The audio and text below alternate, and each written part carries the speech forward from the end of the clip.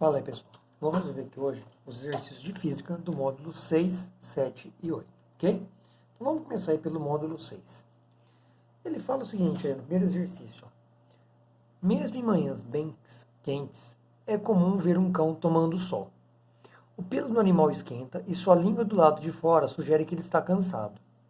O pelo do animal está muito quente, mas mesmo assim o cão permanece ao sol, garantindo a produção de vitamina D3. Durante essa exposição ao sol, ocorre transferências de energia entre o cão e o ambiente, por processos indicados por números na figura abaixo. Então a gente tem 5 processos, o número 1, 2, 3, 4 e 5. Em ordem crescente, os números correspondem, respectivamente, aos processos de. Então, no primeiro aí, vocês percebam que é onde o animal está tocando o chão. Então, ocorre transferência de calor por condução. Então, já elimina a alternativa A e B. No 2, o animal está perdendo calor, não é? Então, vai representar a transpiração dele. Então, é evaporação. Já matamos o exercício, né? O 3 é a convecção. Tá vendo? Essa setinha circular significa troca de massas de calor. O 4 vai ser radiação, assim como o 5, o que ocasiona a alternativa C. O exercício 2 aí, ele me fala o seguinte, o fluxo de calor através de uma parede condutora que separa duas regiões A e B é definido pela relação. Então, o fluxo de calor é a energia, que é a quantidade de calor que passa pela parede, é um intervalo de tempo. Então, o fluxo é Q sobre ΔT. Segundo a lei de Fourier, esse mesmo fluxo, então, o mesmo fluxo é dado por Ks θA menos θB sobre D, em que S é a área da secção transversal da parede, D é a espessura, ΔA menos ΔB é a diferença de temperatura em um lado e o outro, e K é o coeficiente de condutividade térmica do material. Então ele tem um desenho aí explicando o que acontece. No Sistema Internacional de Unidade, o coeficiente de condutividade térmica pode ser expresso na unidade. Então aqui é meio que fazer uma análise dimensional. A gente vai ver isso mais para o final do ano. Então, o fluxo de calor, como é Q sobre ΔT, ele vai ser escrito na expressão M L2T a menos 3, tá? Porque o M é massa, L é comprimento e T é o tempo. Aí o K é o que eu vou descobrir. A unidade de área, como ele é comprimento, vai ficar L ao quadrado. E aqui na variação de temperatura, eu vou colocar θ, porque eu não vou usar T de temperatura, porque T é o tempo. Então eu vou colocar um θ aqui. Aí, no lugar da espessura, eu vou colocar L. Então, simplificando aqui, eu vou ter M, L ao quadrado, T a menos 3, K, L, θ.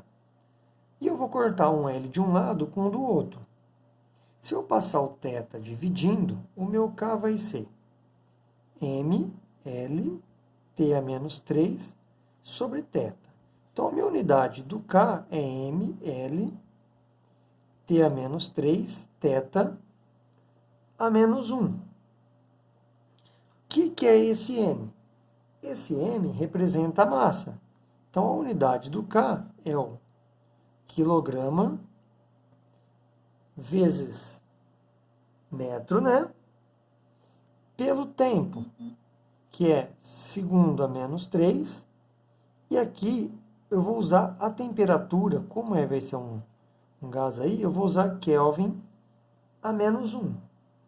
Então, deu a alternativa B, né? Quilograma, metro, segundo a menos 3, Kelvin a menos 1, alternativa B.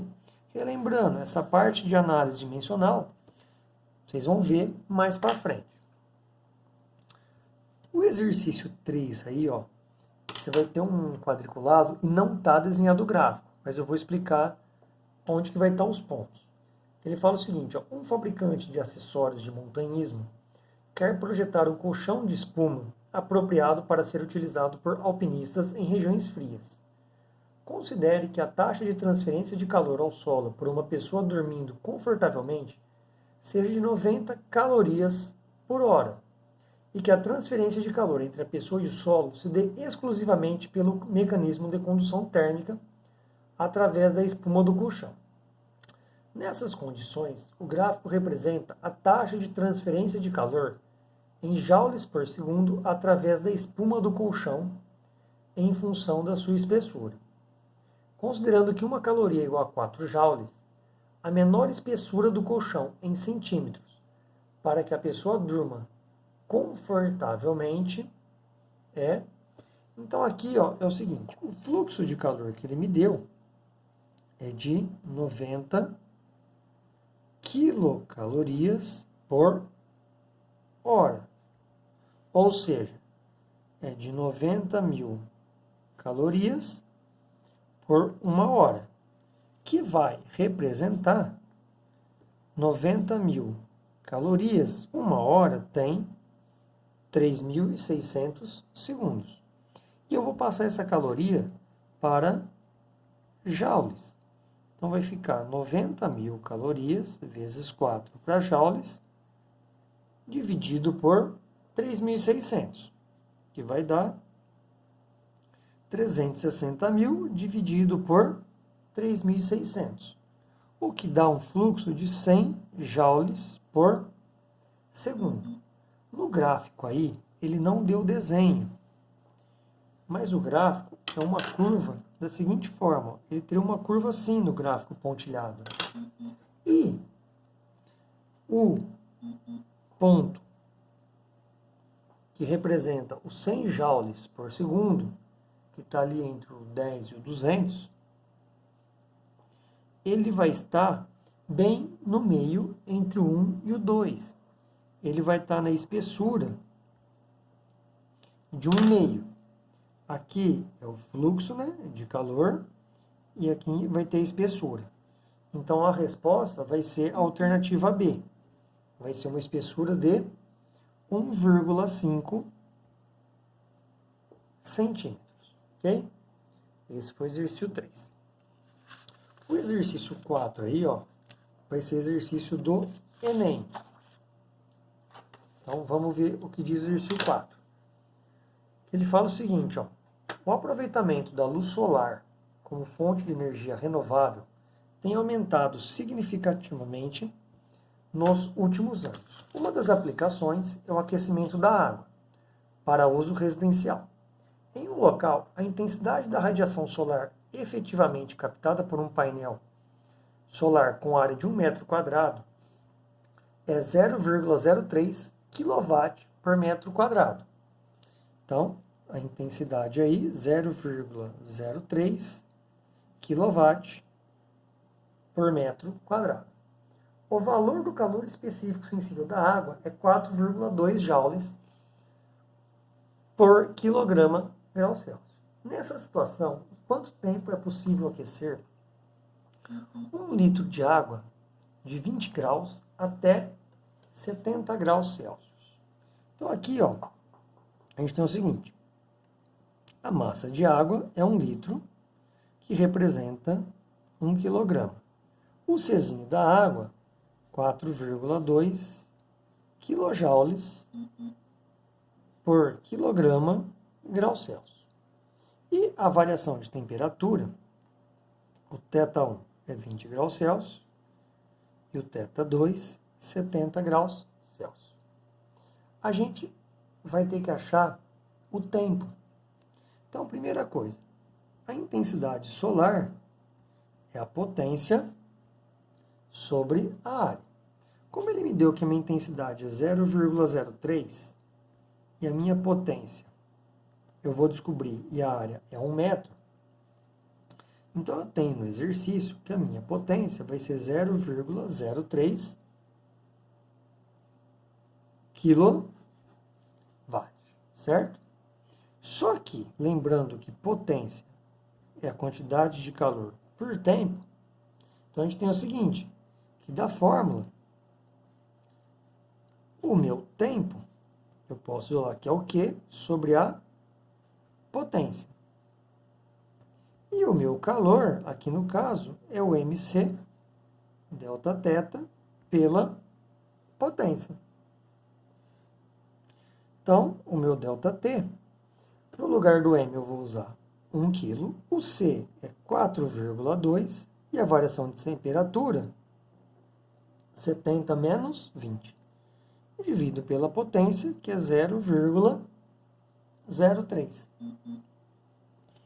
Eu vou ter então que o meu ΔT, 4,2 vezes 50 por 0,03. Que vai dar 210 dividido por 0,03. Isso aqui eu encontro que é 7.000 segundos. Alternativa D. Vamos fazer aí o exercício 5, que ele é teórico, né? Ele fala o seguinte, ó, após seu uso primário, as caixas de embalagens longa-vida, que garante a durabilidade e a qualidade do leite e de outros produtos, podem deixar de ser lixo e passar a ser material de construção para isolamento térmico de telhados. Depois de abertas, limpas e coladas, elas são postas sob as telhas formando uma manta. Para se obter a maior eficiência dessa manta como isolante térmico, deve-se posicioná-las com a face revestida de alumínio voltada para... Então, a face de alumínio de interno da embalagem, ela tem que ser voltada para onde? Para cima. Para acontecer o quê? Para a parte espelhada refletir a radiação solar. É distante cerca de 2 centímetros da telha, para evitar o quê? O calor por condução. Então, a alternativa correta é a alternativa A. Você volta a parte espelhada para cima e não coloca ela sobre a telha, sobre a laje, coloca ela a 2 centímetros da telha. Então, você evita a radiação, um pouco de convecção e condução. Então, a gente encerra aí o quê? O exercício do módulo 6. Vamos, então, agora, começar exercícios do módulo 7. O que ele fala aí no primeiro exercício? Em um gás ideal, o produto da pressão pelo volume dividido pela temperatura tem no sistema internacional unidade de medida. Bom, então, de novo aí, ó, ele quer o produto da pressão vezes o volume pela temperatura. Lembrando que pressão é força sobre a área, então vai ser Newton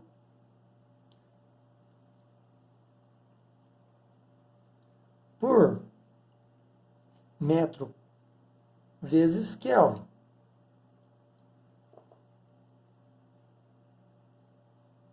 Então, aqui ó, o metro embaixo, né? Newton por metro quadrado, vezes o volume, que é metro cúbico, sobre Kelvin. O que eu chego, que vai dar Newton por metro Kelvin. Eu olhei aqui na resolução da apostila, mas está errado. Então, a alternativa correta é a B. Newton vezes metro por Kelvin. Então, é um exercício teórico também sobre a unidade. O que ele vai me falar aí no exercício 2? Ele fala o seguinte, ó, uma determinada massa de gás perfeito está contida em um recipiente com capacidade de 10 litros, sob pressão de 3,5 atm. Então, volume 10 litros, pressão 3,5 atm. E uma temperatura inicial de 25 graus Celsius. Vamos chamar de TI aqui, ó.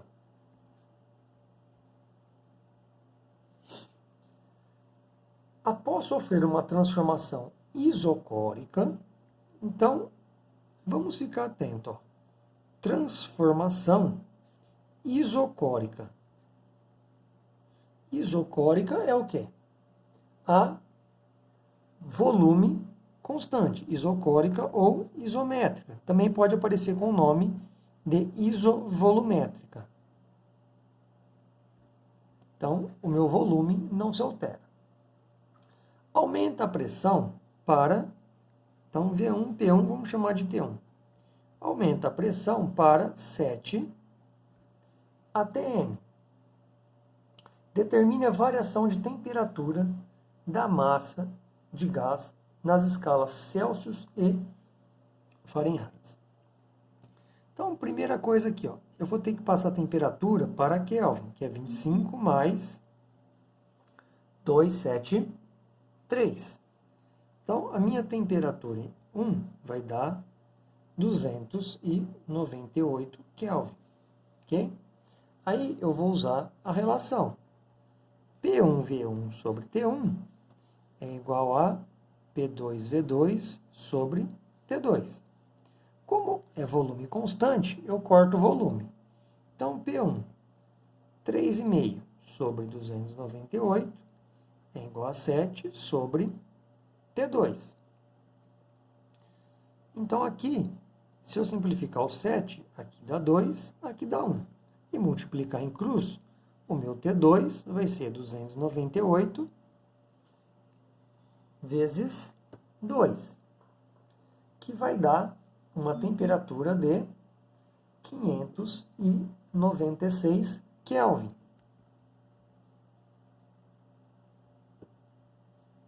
Então, qual foi a minha variação de temperatura? A minha variação de temperatura foi de 596 menos 298. Então, eu vou encontrar uma variação de temperatura em Kelvin de 298 Kelvin. Só que lembrando, a variação em Kelvin é igual no Celsius. Certo? Aí a gente vai ter o seguinte. Se variou 298 Kelvin, a variação em graus Celsius também é de 298. Aí já fica em dúvida a letra A e B. Aí, para achar a variação na escala Fahrenheit, a gente usa a seguinte relação. A variação no grau Celsius sobre 5 é a variação do grau Fahrenheit sobre 9. Então, 298 por 5, variação do grau Fahrenheit sobre 9. Se eu multiplicar em cruz aqui, ó, eu vou descobrir que a variação do Fahrenheit é 536,4 graus Fahrenheit, que dá a alternativa A aí, ó. Então, fizemos mais um exercício. Vamos para o exercício 3 aí. O que ele vai me dizer no exercício 3? Me diz o seguinte, ó. Um gás perfeito, que tem um volume de 12 litros, encontra-se no interior de um frasco sob pressão de 3 atm, com temperatura de 200 K. Então, V1, 12 litros, o meu P1, 3 atm, e o meu P1, a temperatura 1, 200 Kelvin. Inicialmente, o gás sofre uma transformação isotérmica, de tal forma que sua pressão passa a ser 9 atm. Então, se é uma transformação isotérmica, certo? O T2 igual ao T1. E a pressão 9 atm. A seguir, o gás sofre uma transformação segundo a lei de Gay-Lussac. A gente sabe o seguinte, ó, Gay-Lussac é uma transformação isobárica, né? Que é pressão constante, atingindo a temperatura de 500 Kelvin. Então, o meu P3 é... Perdão, o meu T3 aí é 500 Kelvin. Os volumes após as duas transformações, respectivamente, são iguais a... Então, pensa o seguinte, ó. P1, V1, T1 é igual a P2, V2, T2. Então, no primeiro caso, não muda a temperatura. Então, 3 vezes 12 é igual a 9 vezes V2. 3 vezes 12, 36. Passo 9 dividindo, é igual a V2. Eu vou descobrir que o meu V2 é 4 litros. Aí aqui, ó, eu posso usar a relação do 2 com o 3. Então, eu vou ter P2, V2, T2 é igual a P3, V3, T3. O T1 é igual ao T2, né? Que vai ser 200 Kelvin. Como agora é uma transformação isobárica, a gente corta a pressão. Então, o V2, 4 litros sobre 200, é igual ao V3 sobre o T3, que é 500. Vamos cortar o zero aqui, olha lá. O meu V3 é 4 vezes 5, 20. Divide por 2, eu encontro 10 litros. Então, são 4 e 10 litros. Como ele pediu respectivamente, alternativa E. Exercício 4 aí, ó. Exercício 4, FUVEST 2018. Então, ele fala o seguinte, ó. O motor Stirling, uma máquina térmica de alto rendimento, é considerado um motor ecológico, pois pode funcionar com diversas fontes energéticas. A figura 1 mostra esquematicamente o motor Stirling com 2 cilindros. O ciclo termodinâmico de Stirling mostrado na figura 2 representa um processo em que o combustível é queimado externamente para aquecer um dos 2 cilindros do motor, sendo que uma quantidade fixa de gás inerte se move entre eles, expandindo-se e contraindo-se. Nessa figura está representada um ciclo Stirling no diagrama P vezes V para um mol de gás monatômico no estado A. No estado A, a pressão é 4 atm e a temperatura T1 é 27 graus Celsius e o volume é VA. A partir do estado A, o gás é comprimido isotermicamente até 1/3 do volume inicial, atingindo o estado B. Na isoterma T1, a quantidade de calor trocada é 2.640 joules. E na isoterma T2, a quantidade de calor é de 7.910 joules. Então, a gente tem aqui assim, vamos marcar aqui alguns pontos que ele já me deu. A pressão no A é 4 atm, certo?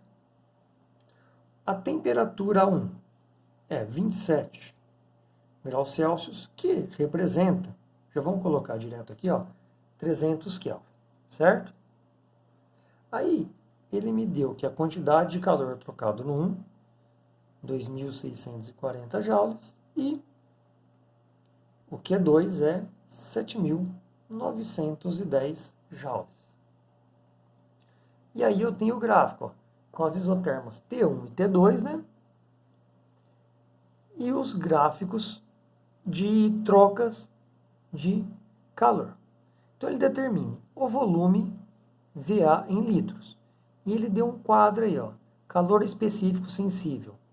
É 3R sobre 2.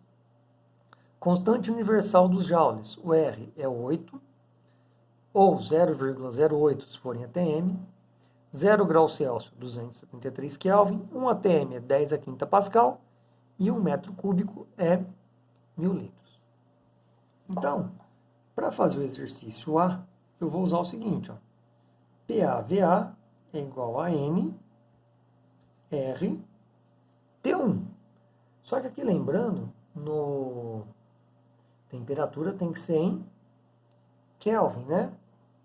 Então, PA vai ser 4 vezes VA, o N é 1, o R 0,08 e a temperatura inicial 300. Então, o meu VA vai ficar aqui, ó, 0,08 vezes 300, então vai ter 4VA igual a 24. O meu volume, então, inicial, 24 dividido por 4, o meu VA vai dar 6 litros, ok? Então, está feito aí o item A. No item B, a pressão PD em ATM no estado D. Então, aqui no item B, ele quer a pressão no D. Então, eu vou usar a relação, ó. PAVA-TA é igual a PD, VD, temperatura em D. Aí ele fala o seguinte, ó, que como o A e o B estão na mesma temperatura, o que eu vou fazer? Ó? Eu sei que a temperatura do A, eu vou achar primeiro em B, aqui, ó.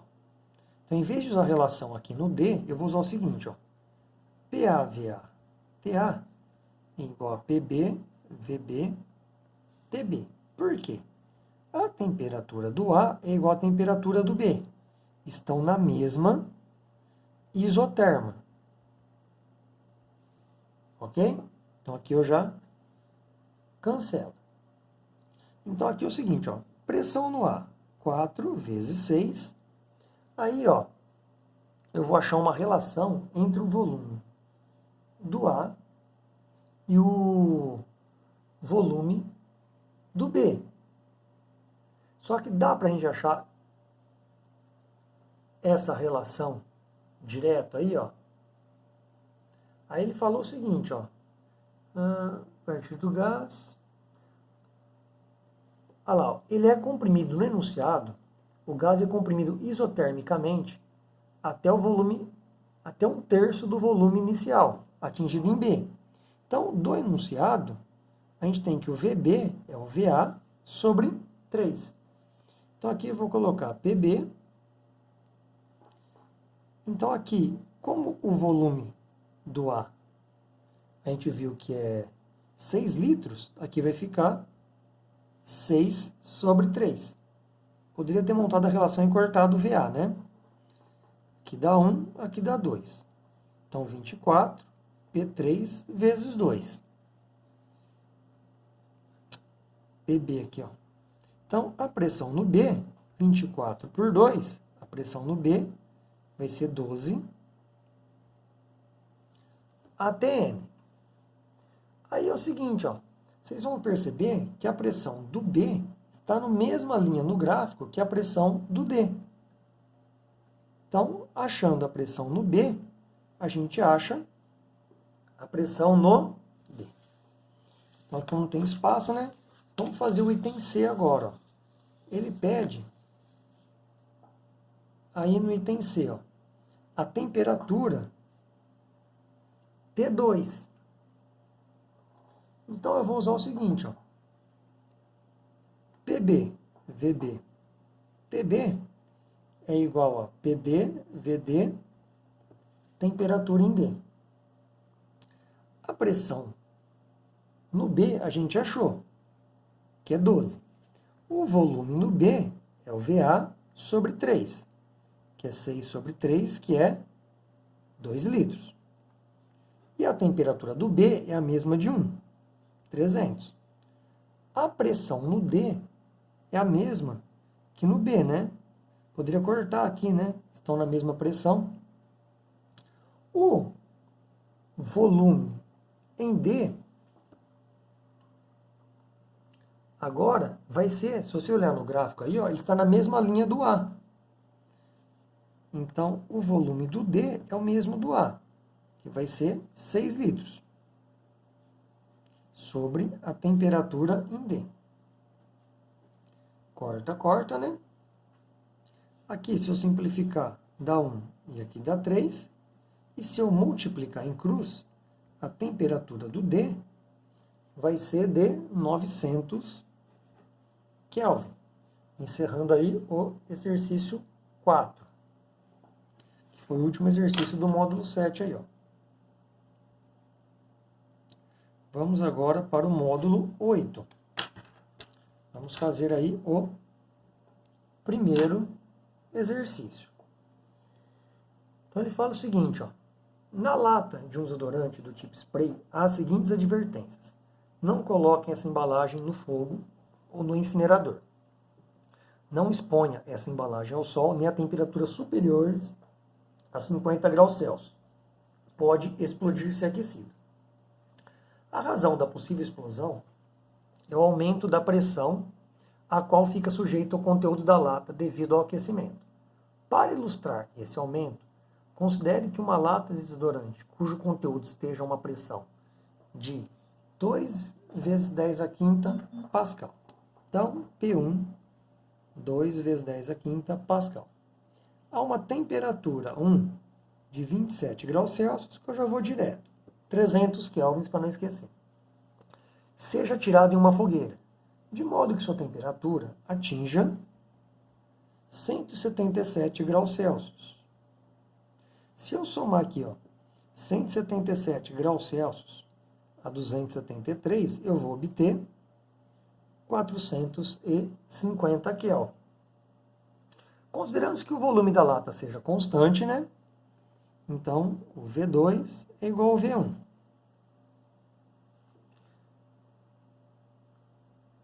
E que seu conteúdo seja um gás ideal, a pressão a qual esse gás fica submetido devido a esse aquecimento sofre um aumento de... Então, eu vou precisar calcular a pressão 2. Então, P1V1 T1 é igual a P2V2 T2. Volume constante, não é?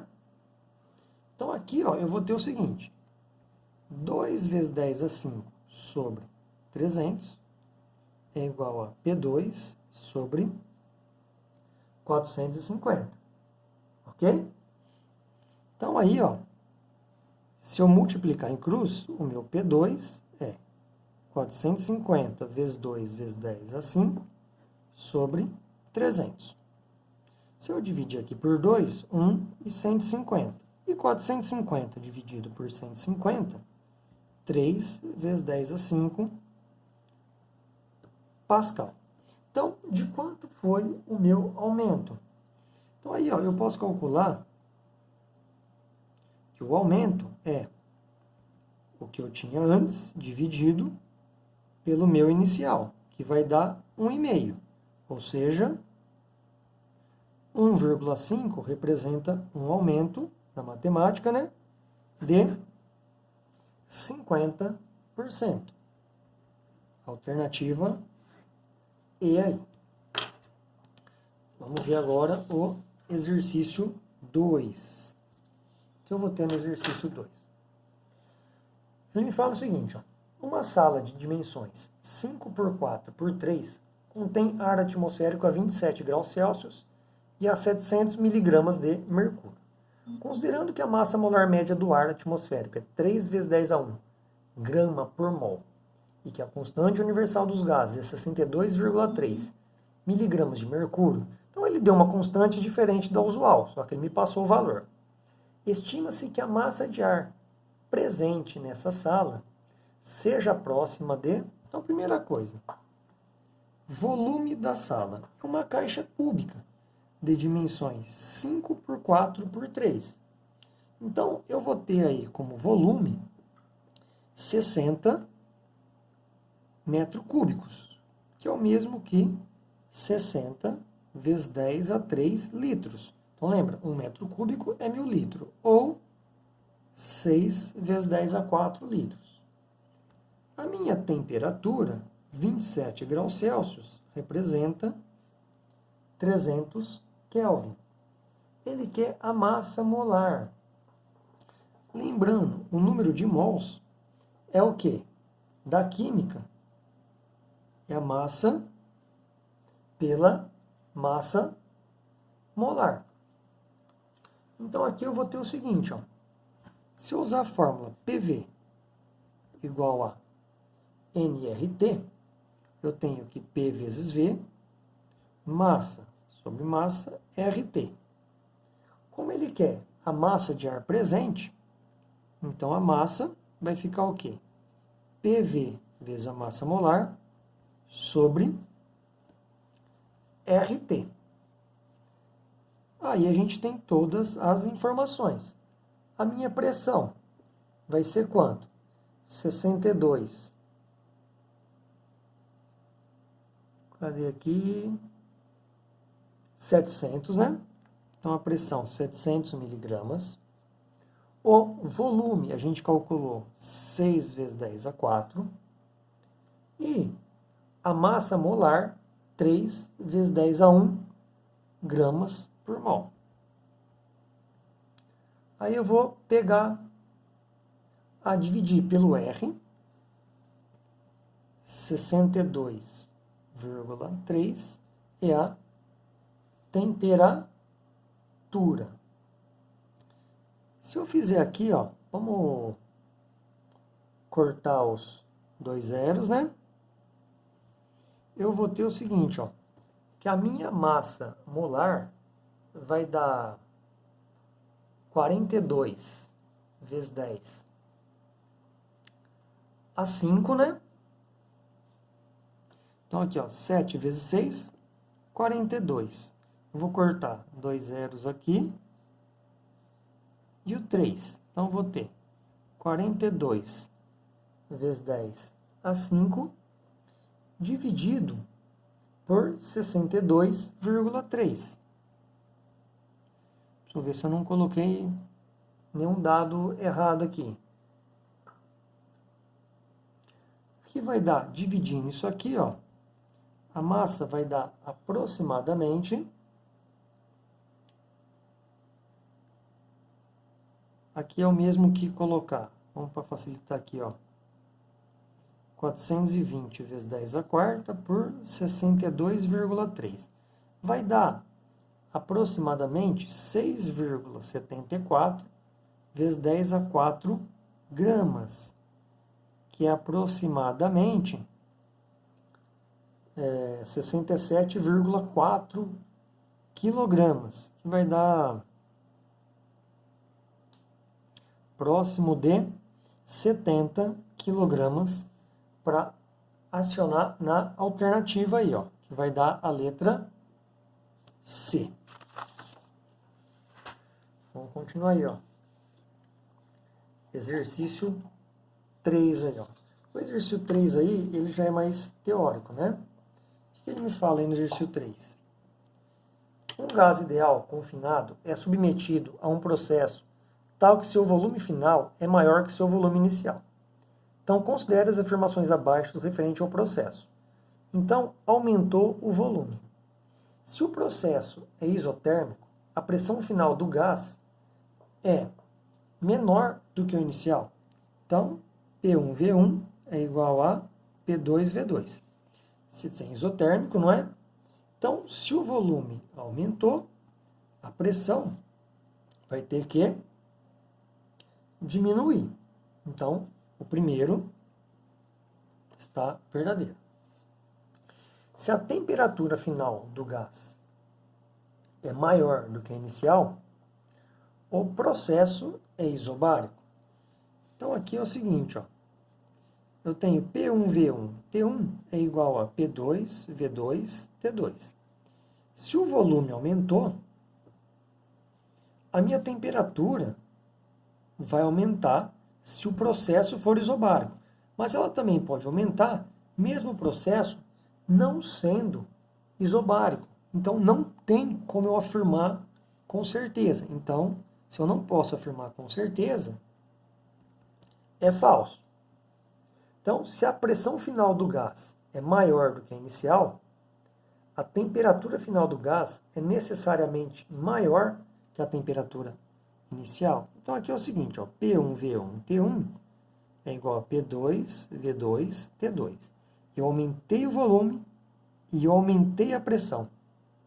Então, como eu aumentei os dois valores de cima, obrigatoriamente eu vou precisar aumentar o meu divisor. Então, o 3 também está verdadeiro. Então, é correto que se afirma em 1 e 3. Alternativa C. Vamos aí para o exercício 4 e o último aí, ó. Entre os montanhistas, as regiões com altitudes superiores a 8.000 metros em relação ao nível do mar são conhecidas como zona da morte, pois a adaptação do organismo humano às condições ali existentes é considerada impossível, devido à pouca disponibilidade de oxigênio no ar. Considere que o ar se comporte como um gás perfeito, sua composição se mantenha constante em toda a atmosfera, e em certo ponto da zona da morte, a temperatura é igual a menos 23 graus Celsius. E a pressão do ar nesse ponto é igual a 3,3 PA. Então, a temperatura menos 23 graus Celsius e a pressão 3,3 vezes 10 a 4 Pascal. Sabendo-se que ao nível do mar, a pressão atmosférica é 1 vezes 10 a 5 e a temperatura é 27 graus Celsius, então a relação entre o número de mols de oxigênio em 1 metro cúbico de ar na região da zona da morte e ao nível do mar é aproximadamente quanto? Então, a primeira coisa a se fazer, eu vou usar aqui o seguinte, ó. PV é nRT. Ok? Então, ele pediu o número de mols em 1 metro cúbico. Certo? Então, a pressão aqui, ó, 3,3 vezes 10 a quarta é 0,33 vezes 10 a quinta. E aqui a temperatura, se eu pegar 273 menos 23, vai me dar 250 Kelvin. Então, aqui eu vou ter o seguinte, ó, 0,33 vezes 10 a quinta, o volume é 1, aqui eu vou ter o N da zona da morte, o R eu vou deixar, né? E a temperatura, 250. Aí vamos pegar no nível do mar.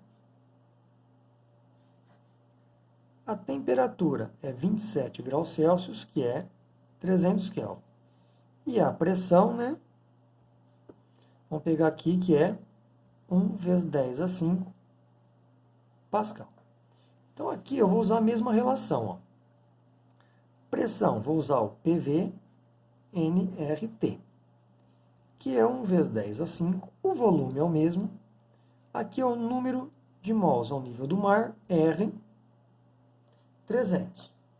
Ele pediu a razão entre números de mols na região da zona da morte e no nível do mar.